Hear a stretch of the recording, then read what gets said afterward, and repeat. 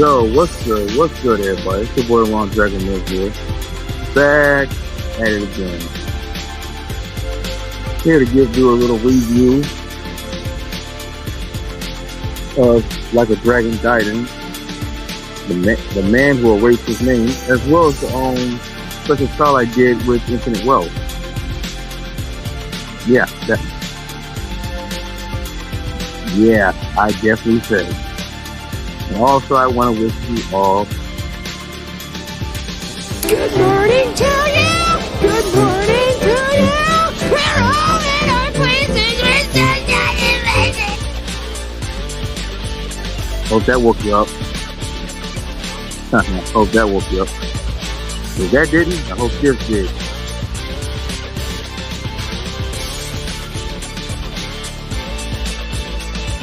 Anyway, my experience playing the game was an amazing one. I loved it. Even though it was originally meant to be a DLC for Like a Dragon, the PS7 Like a Dragon, I'm actually kind of glad they made it into a separate game that takes place basically during one of the same time period as the PS7.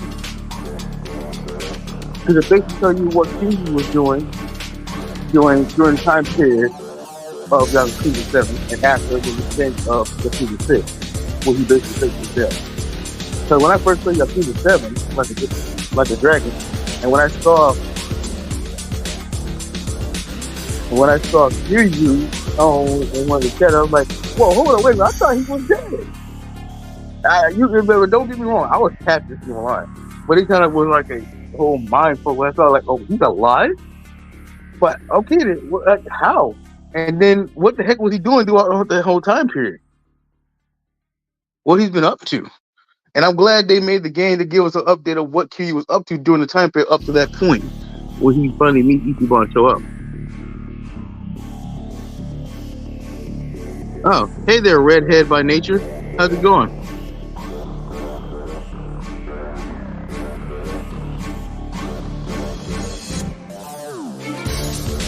Hello. We on this YouTube. Hello. Yeah, we are.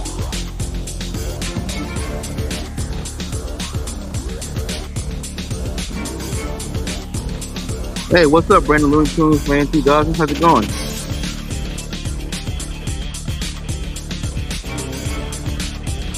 Mm-hmm. Merry Christmas to you, redhead by nature. Merry Christmas to everybody in the chat. I hope you all enjoy your holidays.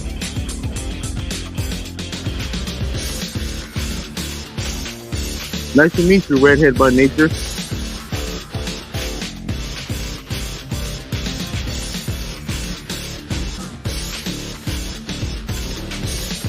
But anyway, back to what I was talking about. I loved it, the game.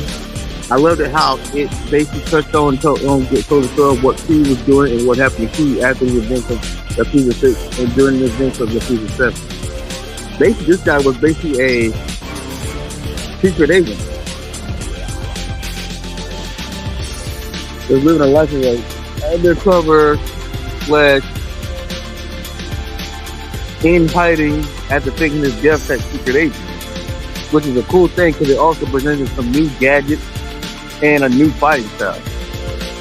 Well, two technically, but the fighting style is basically, I guess, an upgraded version of, or more newfound version of the Like a Dragon style. So there was really nothing new about Yakuza style. It had some, I guess you could say, some new moves, but not a lot of new moves that would actually make it different. Not too different from the, from his, Dragon of Dojima style. But it was still a cool fighting style. And it gives you a style that you're more used to when you're playing as Kiryu. It's basically a straightforward fight, aggressive and overpowering, back-breaking, soul-crushing fighting style. Which the fighting style we're used to using when we're playing as Kiryu.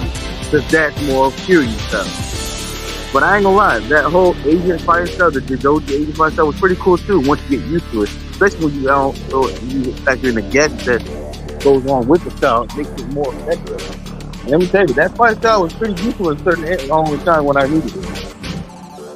Especially where I couldn't really get the job completely done.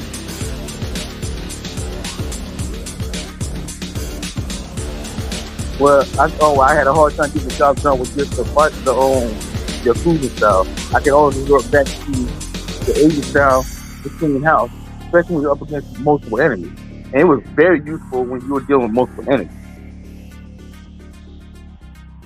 Similar to, if not, it handled multiple enemies better than Kiryu's other previous styles. I'll at least give it that. It was pretty decent in a straight up combat, but not exactly. Yakuza style was more built for that.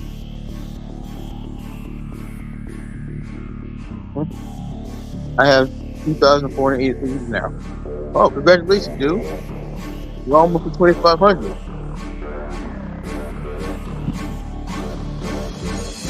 Hope you make it.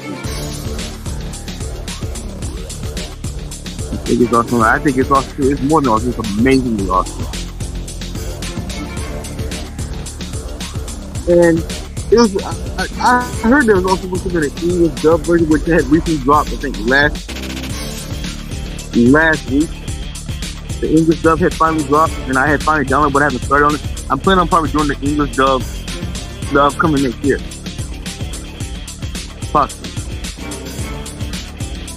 But I just hope you don't really sound like this. Turn around now, and you can go home in one piece. But if you don't, just remember, going down this path was your choice.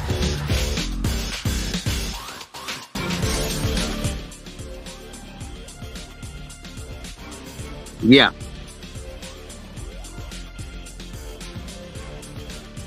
I don't say. I do say. I'm probably raised to be.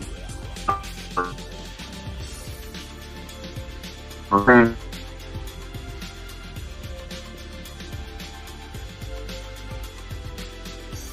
Because a voice like that it wouldn't sound right. It wouldn't fit here to know his body. He said.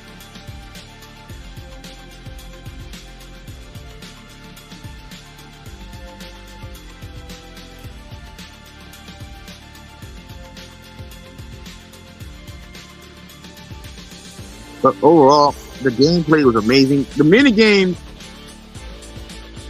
I always found certain mini games of the Yakuza series between both fun but yet annoying at the same time too.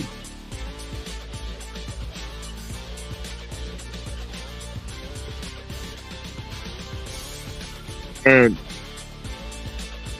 I enjoyed some parts of the mini, I enjoyed the mini that I played. I enjoyed them. But I also got annoyed by them too. But that's how I've always felt when it comes to playing mini games. I'll still play them, even when they bring me both joy and annoying at the same time. Especially when you're playing one of the mini games, such as the old school Virtual Fighter game and the Sonic Fighter game, which I am glad Sega added in, and their Yakuza game as basically as a arcade game. Because let's be real, Japan is like the reigning king of arcade games. They still have existing arcades in Japan, if I'm not mistaken. Even to this day, if I'm not mistaken.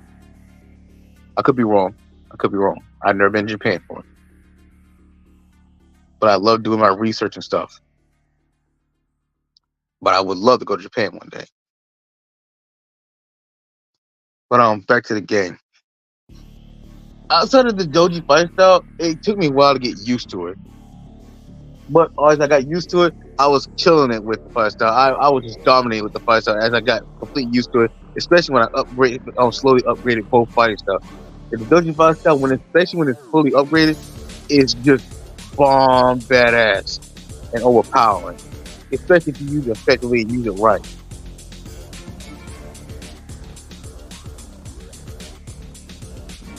Don't worry, bro. One day in the future, we will go to Japan. I know, right? If only we keep dreaming, keep working at it.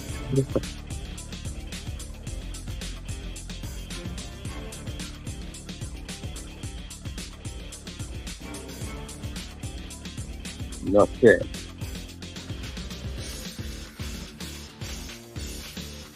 Well, overall, the story was also interesting, very fun indeed.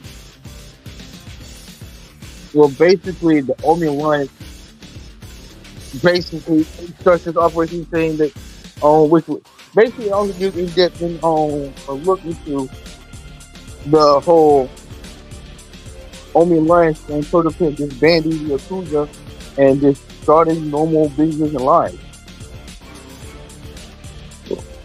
which is something that you had when I first played the Yakuza 7 game. Kind of threw me off. I don't know, thinking like, dang, the first thing once I say this gets out of jail, the first thing you do is just ban the Yakuza. I was kind of put off when I first saw it in the Yakuza 7, Like a Dragon.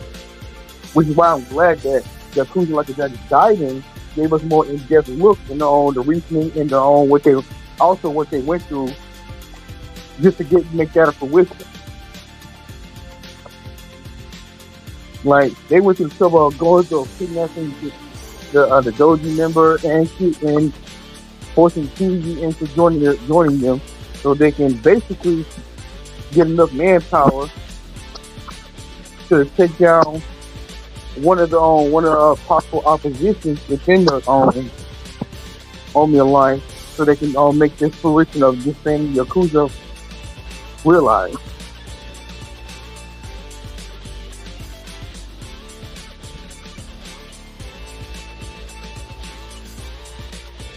And and they what got me more is that the lengths they went through just to get people, just to recruit people, even paying $50 billion to the doji. That just that they were serious about that thing. They really wanted to disband and go along with their life, because effectively they clearly saw, and I give them this: Daigo and Watase clearly saw, and a few others clearly saw that the Yakuza's days was numbered. Their days were getting numbered, because they were, especially given the fact that there were laws being passed to oppose Yakuza and take them down, and eventually lead to their downfall and being wiped out. So they said, you know what? Instead of just lingering on to this what's soon to be a dead horse, let's just do something better and just quietly bow out and end this shit and walk away with our freedoms and lives intact. Get the fuck out of there before they get the chance to take us down and lock us up, which is not a bad idea at all. Which is hella smart, and it shows you the foresight of the leaders who were running things, of Daigo and Watase, as well as other leading heads within both organizations.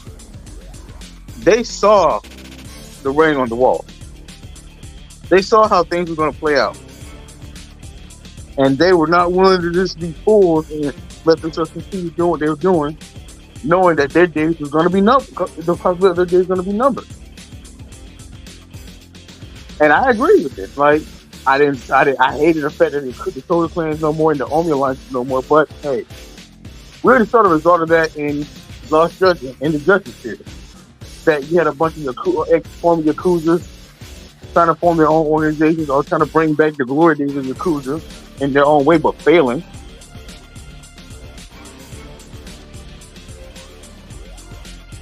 And even during the game, you even had some organizations that were once a part of the Omi Alliance trying to make a comeback. But our boy Kiryu, aka Joryu, which is his new name in this game, put a stop to that.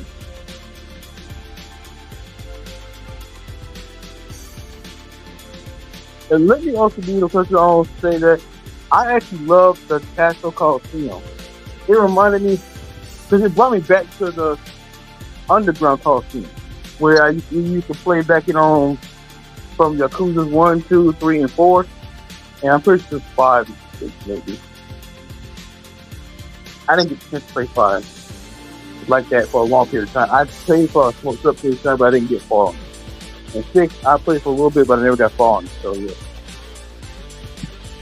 But yeah, doing the Castle Coliseum brought back was amazing. Like, it gave me that underground cartoon feel, but but a little bit more intense and with more oomph and with more content originality. Because it didn't just offer this one-on-one cage matches. It offered battle royale rumbles and stuff like that, gambling matches and stuff like that. Like more, it had more to it than just cage fights. No shot, no shade to the underground cartoon. So I always enjoyed the underground cartoon mini games, side games, quest, and the Yakuza series. But the Cast cartoon was just, I was addicted to it. And I love fighting all kinds of opponents, earning money, leveling you up, and doing all the side stories as well when you go up against the 14. And let me tell you, bro, what they thought. Well, the fat clown guy was pretty simple enough. Especially since I was my level was high enough. McKinney was leveled up enough physically, mentally, and fighting style wise. He wasn't too hard. Then came the guy with the gun, who uses guns, the marksman dude. Got his name. Excuse me. He was pretty tough because one thing I hate about going up against is the dudes who use guns.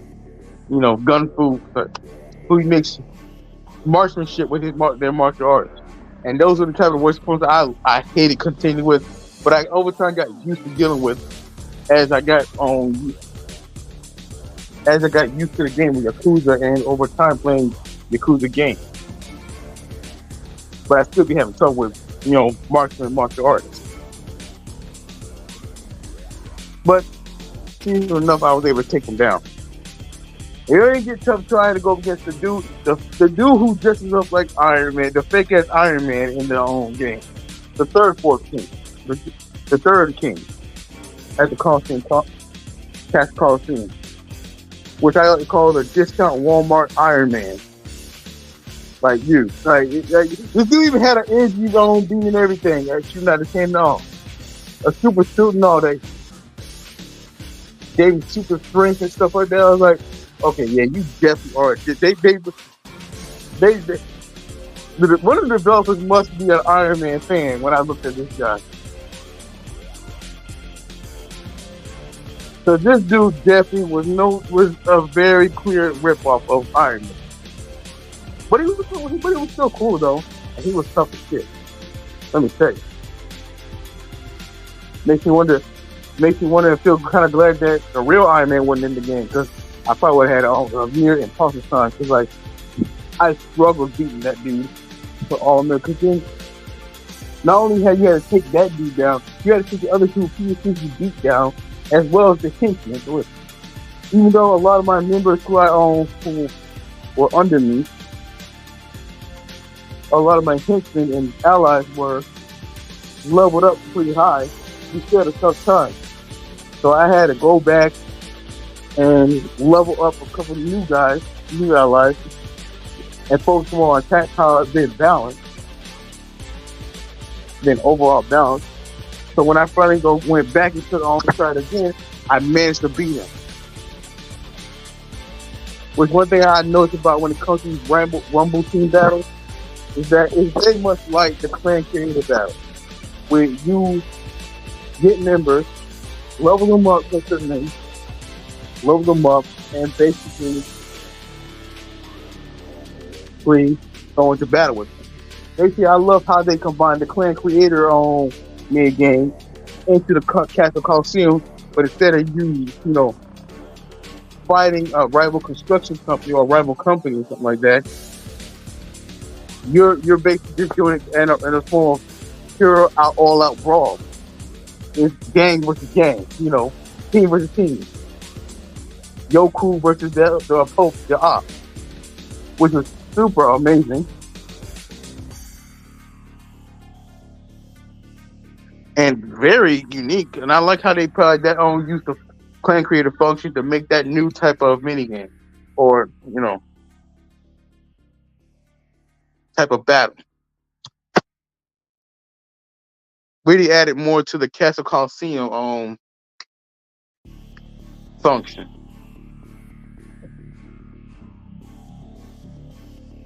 and then going up against the fourth king. And once I finally beat the third king, I had to go up against the fourth. And I ain't gonna let you. I thought he'd be hella tough, even though he's the fourth and strong. Arthur, dang, that was a bit of a pushover. Like, I kind of felt disappointed that he wasn't tough now. He was kind of difficult in his own way, like because he was using all the gadgets that you use, that he stole. But despite that, he wasn't relatively hard. Especially when I'm playing the game, I tend to be super aggressive and go full force. And that's all it kind of took to, eventually overpower and beat him without losing too much health or struggling too much. I tend to like to power through most of my enemy's attack and just go straight up swinging. And overall, like, it wasn't too difficult taking him down. Like, I felt kind of cheated because I was thinking that he was hyped so much as being this incredibly super strong guy, the strongest of the strongest, and to beat him the way I beat him, I wouldn't say it was effortlessly, but it wasn't too damn difficult to beat him. It felt a little underwhelming. Like, it felt pretty underwhelming, just to say the honest, what I'm saying. Like, he got overhyped. But then again, to be fair, with the robot dude, I was fighting the fake Iron Man dude. I was fighting both him and the other two kings all at once with their own help, with their henchmen. So with the fourth guy, it was more a one-on-one. So I could see why it was more easier to win, because basically it was a one-on-one battle and there was no other interference. So it was pretty straight up, which I was used to. And he was at the peak of his own peak upgrade at the time, or near peak, almost fully upgraded. So in a way, it was much easier to beat him because it was basically one-on-one. Versus the last thing where I had to fight all three at once, plus the third guy, plus henchmen. So yeah, I can see why it felt underwhelming. But other than that, I enjoyed facing the four kings, and it was a good sub story. But it's something. I don't know what it is, but I never got to face an Amon or Elmon, anyone from the Amon clan in the game. I don't know, I guess it's because given that Kiryu is supposed to be, legally dead, they probably don't know that Kiryu's alive. Or I probably did I missed something that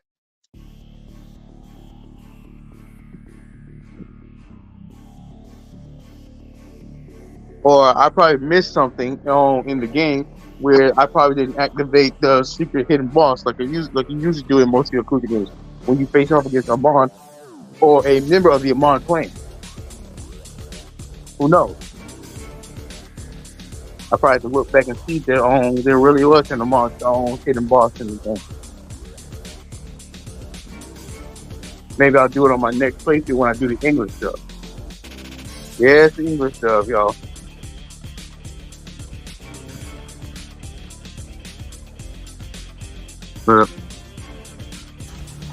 Turn around now, and you can go home in one piece.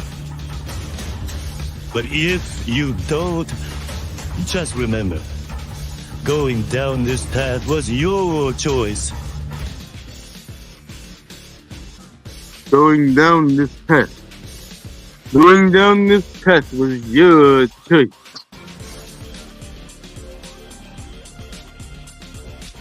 Speaking of English voices, I also played the Infinite Wealth Special Trial that was on Like A Dragon Gaiden, the man who wears his name, and got basically a sneak peek look at both the story from Kiryu's point of view and Ichiban's point of view. And let me tell you, I love the English voice actor, the English voice that they have for Kiryu. It fits him. It fits fits his face, personality, and just his character in general. I love the voice. And I hope that they have the same voice for him in the English dub version for Like A Dragon Gaiden. It's awesome to feel the power, bro. Hell yeah, it is. You got to feel the power. I know. I always do. Because I was hoping that he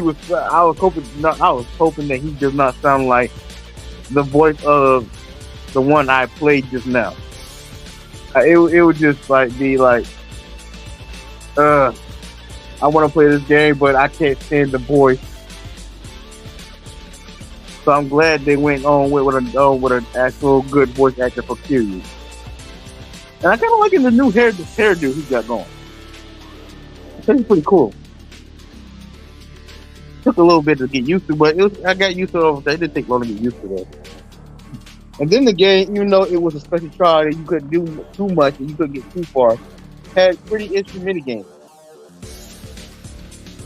Like a delivery mini game, snapshot where you take pictures, like a tourist snapshot side mission where you do what a tourist do, is take pictures of weird, perverted people.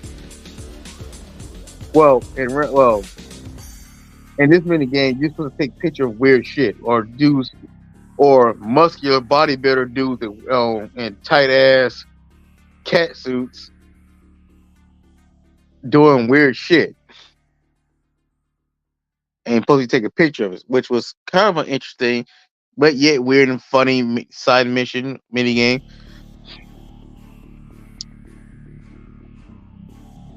But what I really loved it so far though, and Infinite Wealth was the delivery mini game. It gave me the can collection mini game vibe because the focus is not really to collect cans. It's really just collect enough food to deliver to old people. And also you can crush cars, you can knock out cars and stuff to gain more food instead of just finding food lying around the street. But the floating food you find lying around the street. So. Imagine seeing custom food you found on the street. And they actually take the shit and get paid you for it. Now that's a hustle that I was hoping would work for me in real life. Well, let's be honest, something like that would not work in real life. I swear games have all the perks. It's very cool. Yes, it is.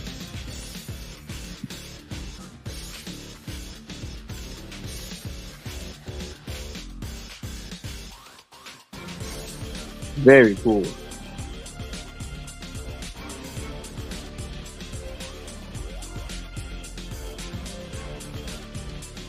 But other than that, I just want to say is, what else I want to talk about?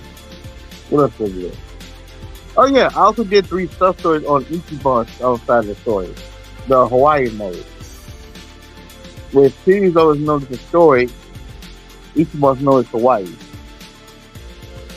I started out with series, of course, story mode. And it basically starts off with continuation.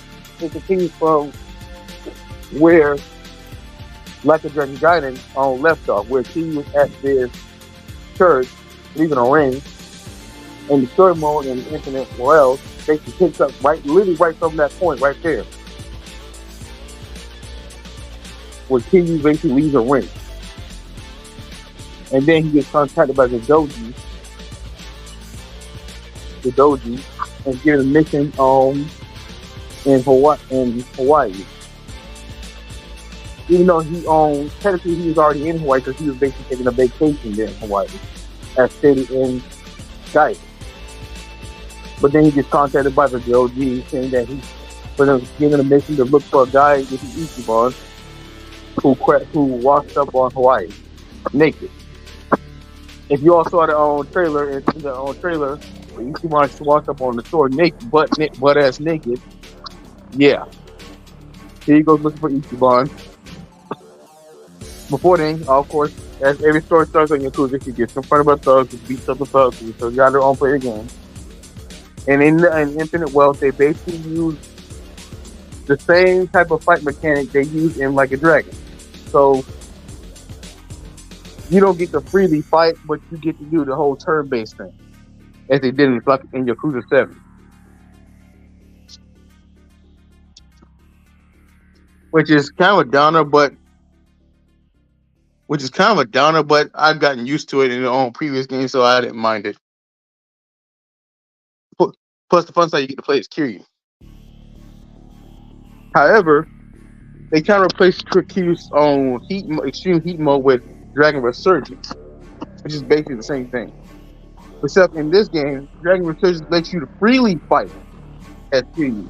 Meaning, as soon as you power up, you can go around freely fighting as you want and beat up as many guys you want within a time frame limit, of course. Which I didn't mind. I wish they make it more longer, or if you level up, you can make it longer. But I found that to be very cool and a great way to add in Kiryu's extreme heat mode. But to rename it though, which ain't bad. I like the name, Dragon Resurgence. That actually sounds much cooler.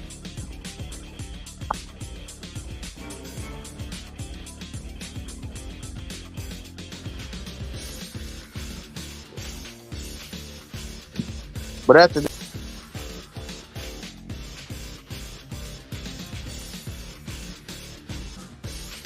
he beats up a dumb idiot who was causing shit and causing trouble, and went looking for Ichiban. Eventually found him, and went out there on an adventure with Ichiban to look for Ichiban's mother. After going to Ichiban's mother's house, supposed mother's house, he wasn't there, but they ended up finding some gangster, basically the American-based Yakuza in Hawaii. And shit hit the fan, stuff went down, and Ichiban and Kiryu basically got a new member to the group, some nerdy-ass dude who's afraid to pull the trigger. In a way, he's kind of a pussy. And like, he's kind of similar to the other guy with glasses who was only fun.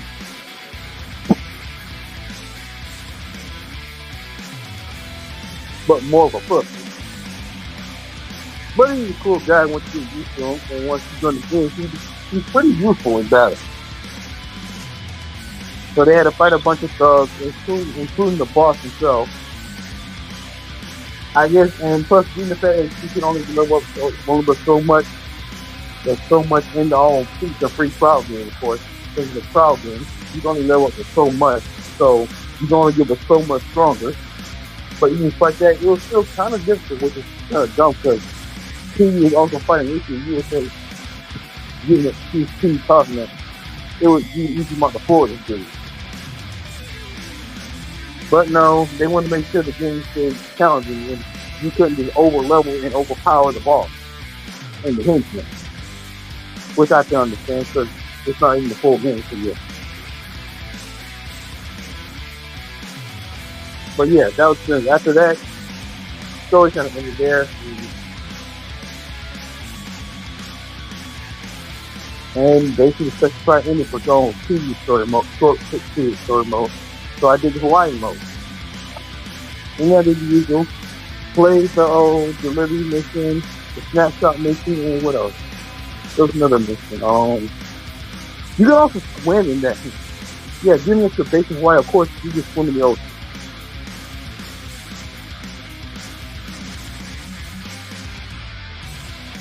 And what else? What other minigames was there? There was also 3 or 4 sub-stories available to me. One of them was basically a girl trying to get with her crush. A high school girl trying to get with her crush. Another was a restaurant owner who hired this guy to work for him, but the guy flaked on him. So you had to fill in for that guy. And another one was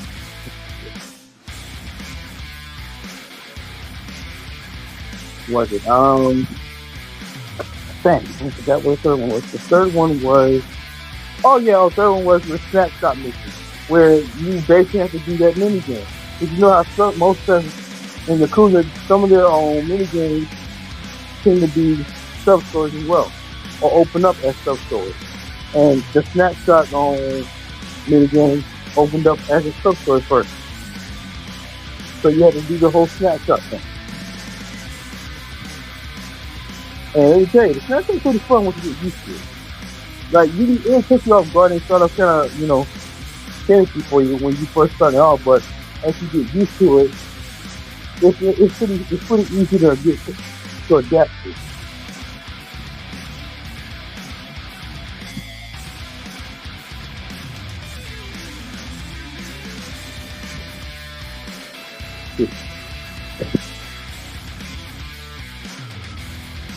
But other than that, other than the 3 sub stories in the few mini games that you had available to you, you also start off Ichiban's style story with not only the nerdy dudes that you picked up from the Hawaiian Yakuza, but also another girl a female named Chikasa. Kind of cute though. Seems like more of a gymnast or one of those type of triathlete type things. No, because you don't get a backstory in her because you start off the back in that story with her. So backstory no. Till you play the game. But she's a pretty interesting character and useful. It has an interesting moveset. Especially when you do the whole Mamba, Mamba on special moves that she does where she dances with the enemies and takes out some of the enemies while dancing with one of them. And then in the end, she takes out the one she's dancing with, which is, I thought it pretty cool and funny at the same time. And an easy way to knock out most of the enemies at once.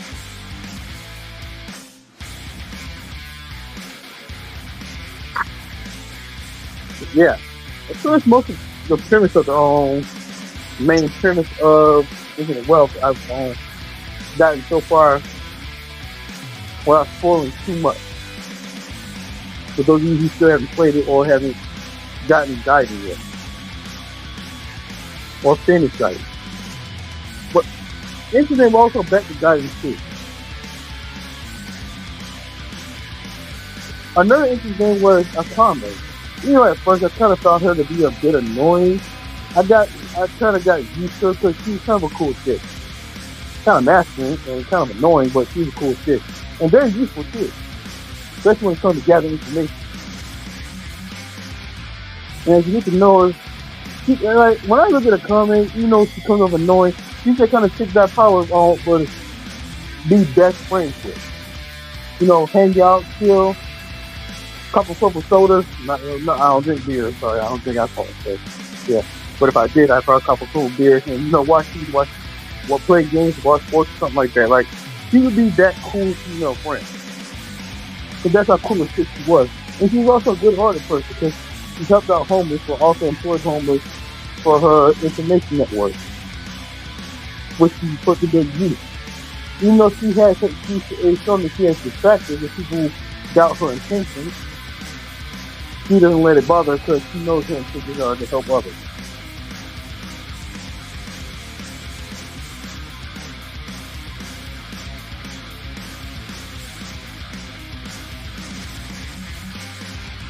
And let me tell you, she was very useful throughout the game, in a way. Like, I can say this. There are certain hurdles that she would not probably never gotten through fast as quick as she would have, or at all, if she didn't have a common information network and knowledge of, as well as knowledge. So she was very integral to her Kiryu or Yoryu journey. I'm so used to calling him Kiryu. It took me a while to get used to calling him Yoryu because we used to call him Kiryu.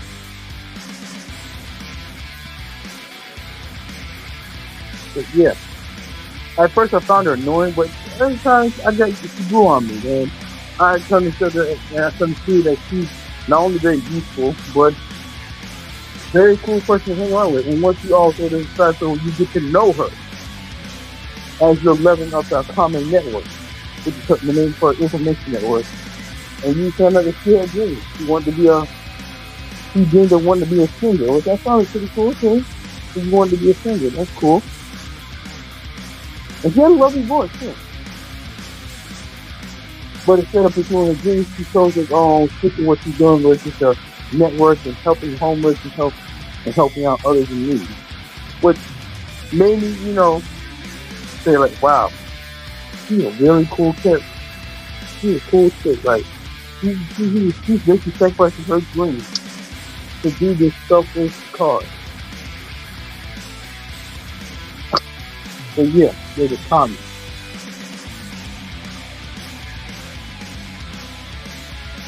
And then there's on the head of the one guy definitely disliked it.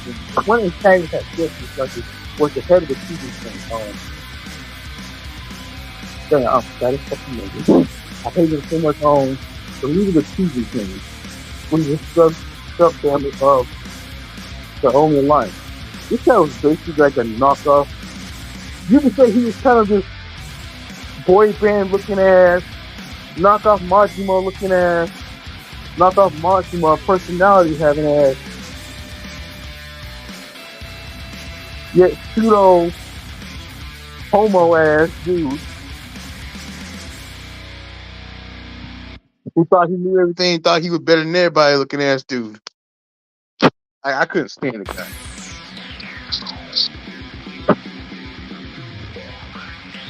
Like, he kind of pissed me off without even trying to piss me off. It's like whenever this guy, has interacted with this dude, you just want to punch him in the face. You just because he just makes you want to punch him in the face. Like every time you hear him talk, you want to punch him in the face. Well, that's how I felt. So whenever when I played T and I whooped his ass, I felt a strong level of satisfaction. That's how annoying it is. And then this dude was so stubborn. It's almost like he doesn't die. One thing, whenever you think you got him down, next thing you know, he's back up on his feet. It's like if that dude don't die, like, he will come right back up. It's like dealing with Andre Richardson or whoever you whoop, but they will come right back up. Better than Andre Richardson in Yakuza 3. Yeah, he's like that guy. Like, I'm looking like, dude, after when I get you still get your ass up? Or after you got dead? Well, because in the battle went on in the hideout, when you thought that one of the Simpsons stabbed him up, he didn't stab him up. He basically thinks that dude's dead. That dude's dead. So, in other words, he made you believe that he stabbed him up over the, saying his death because they basically both planned it together to fake his death so they can set him off guard for when they're planning for when Wataka gets out and they start plotting their own dissolving of the Tojo and Omi alliance.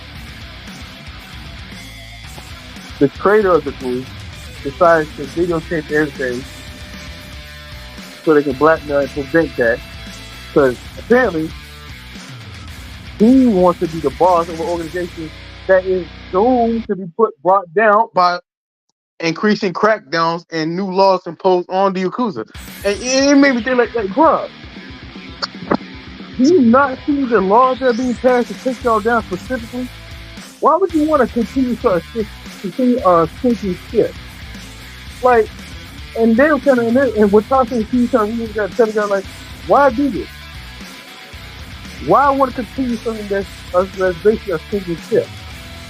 You do know there are laws being made to put us away, to put guys like you away, and take that organization like the only life and focus on. And yet you want to continue this shit and prevent it from being dissolved. When that's the best thing for you and everybody else in the organization. If you continue to shit, all they're going to wait for you is a jail cell or probably death.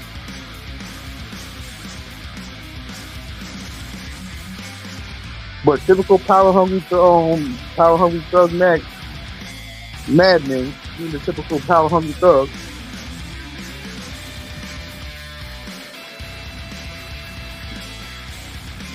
a dude didn't care and only wanted to elevate himself and wanted to be elevated and be a big boss. Which makes you think like, bruh, you mean to tell me you trying to stop a smart solution to a problem that to save everyone else from doing time and having years taken on, having their lives taken from them. And while doing on winding up dead or just doing hard time in general, just to climb the social ladder, be the top dog of all dogs, like it just that game went on when guys like that were in the team when guys like that wanted to fight to be on the top be the top dog in the food chain within the either Tozo clan or Omi Alliance. It kind of made sense because there was some laws cracking down on Yakuza, and the Yakuza was at the height of their powers and stuff like that. All organizations were, and it made sense when they try to rise to power because that's what it was about for those guys. Because the Yakuza had a lot of power and influence, and it was during a time period where there was no laws that were cracking down on them that were leading to their extinction. But we're talking about a time period where laws are being passed to cause the extinction of the Yakuza in general. Not just the Tozo clan, not just the Omi Alliance, etc. The entire Yakuza as a whole. And you want to simply continue a sinking ship. Like, and it made me think like, why? Why would you continue a sinking ship like that? Like, you want to be the head leader of a ship that's going to sink eventually due to imposing laws. They specifically to take the whole organization of the Yakuza itself down. So I never understood that. Like, I guess it was just a blind ambition, most likely, but just so stupid. Like, the premise of wanting to continue keeping the Yakuza alive was kind of stupid for said trader. And even knowing the fact that there are laws being made to lock up the Yakuza, you still want to continue running the Yakuza and rise to the ranks and the top of the Yakuza food chain.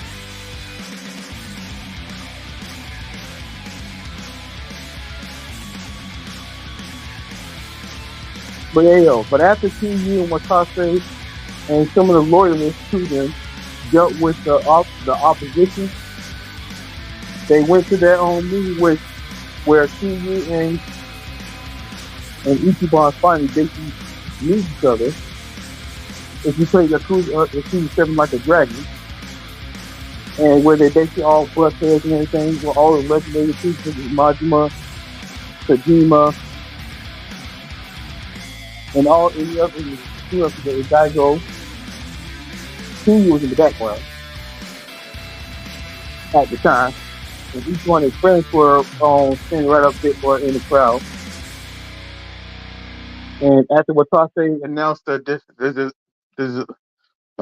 dissolution of the Yakuza, as predicted, the guys did not like that and was ready to throw hands and oppose it. And let me tell you, bro, these guys really died.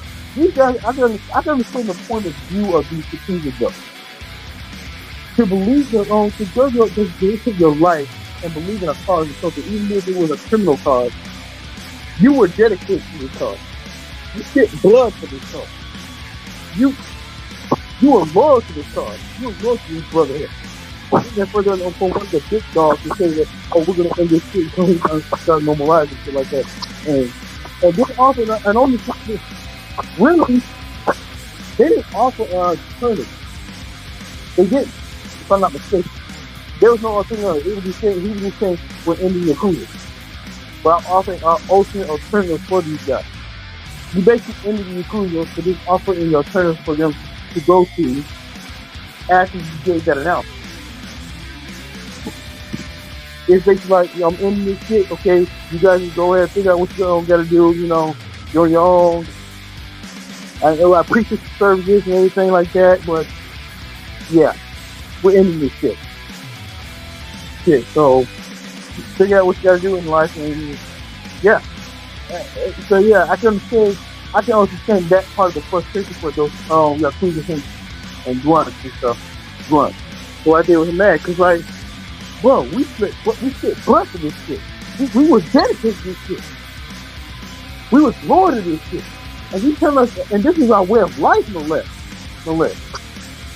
We still with the opportunity of having normal lives to be a part of this life, and you telling us that you just gonna end this shit?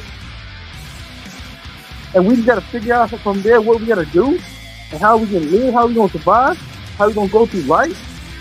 Like when you think about there was no alternative given to this. It was just this whole shit's done, we're done with this shit, we're ending this shit. End the story, anything else. Yada yada yada. Like there was no alternative given to them. They was expected to accept it. Of course they knew that of course Watake and the others knew that they those guys were gonna oppose it, but I can understand from their point of view why they were frustrated and didn't accept it.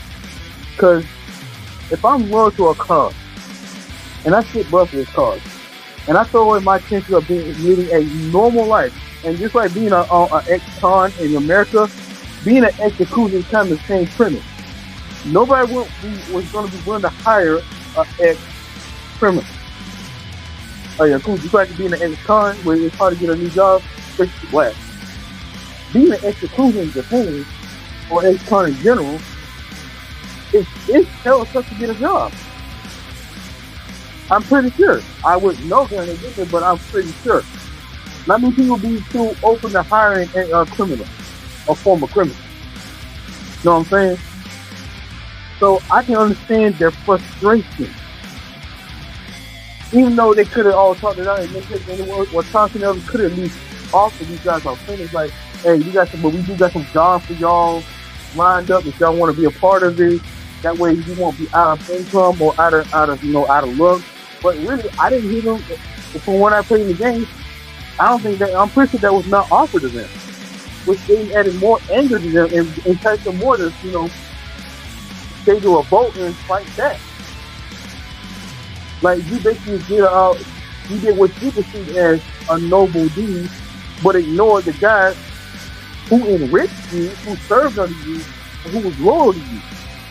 Like you didn't consider them at all. And I sort of said that's what they felt. Like you just gonna take this from us, but we dedicated our lives to and throw over our chances of living a normal life, and to say, oh, it's over. Find something else to do. Find something else to do. Like figure it out because this shit is done. I was like, damn. Y'all could at least offer an alternative for these guys to live their lives by. Instead of just telling them that this is over, go find something else to do. Well, I mean, they didn't say it like that, but all they did was really dissolve the Yakuza, but didn't offer an alternative lifestyle income for these guys. Like, the intent was noble.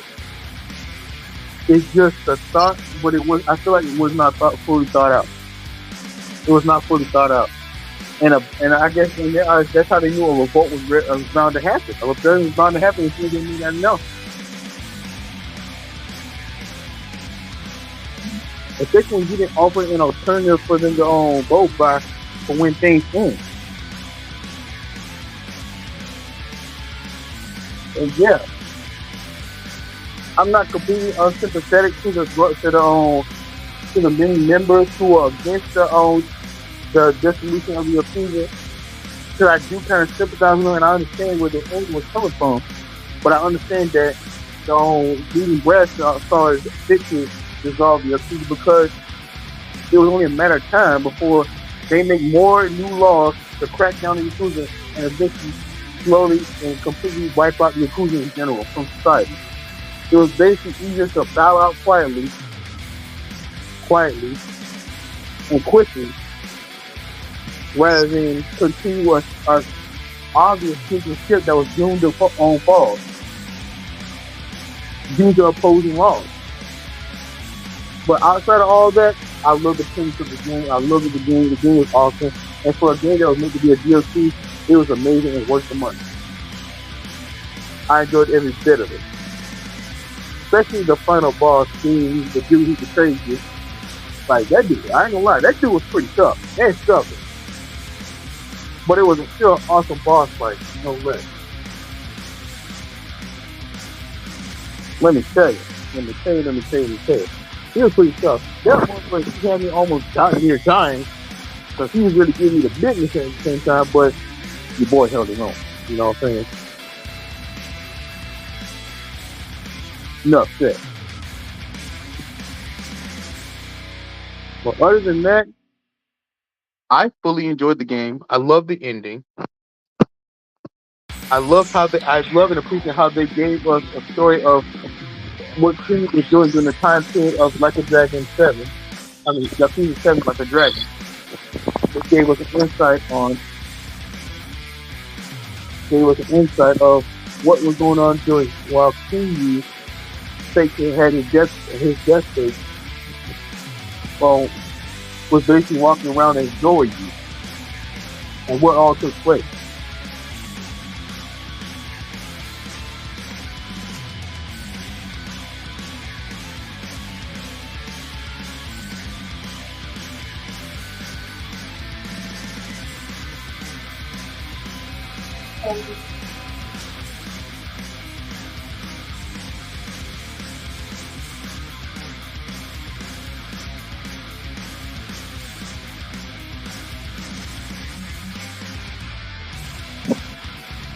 Sorry about that. I had to go check some of that one.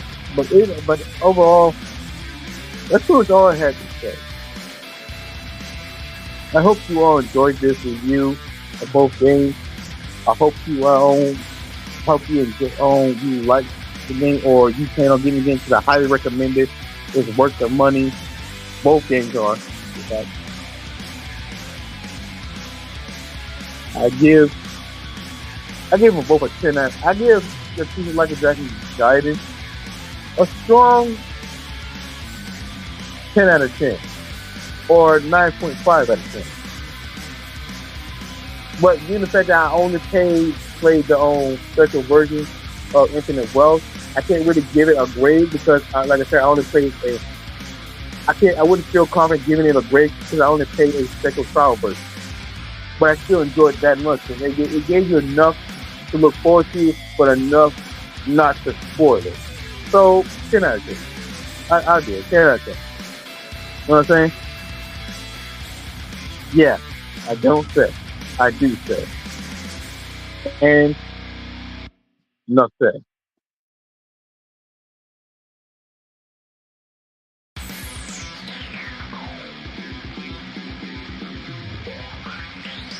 L.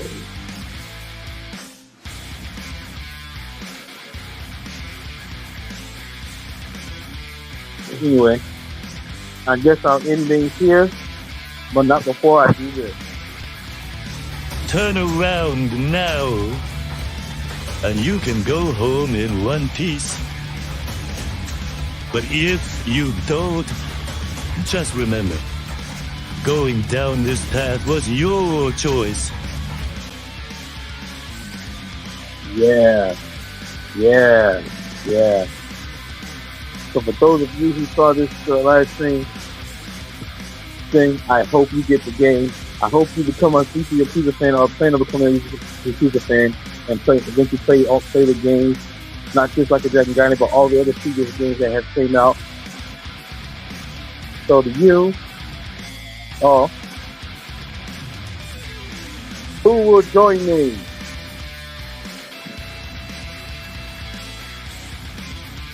But anyway, I'll catch you all later.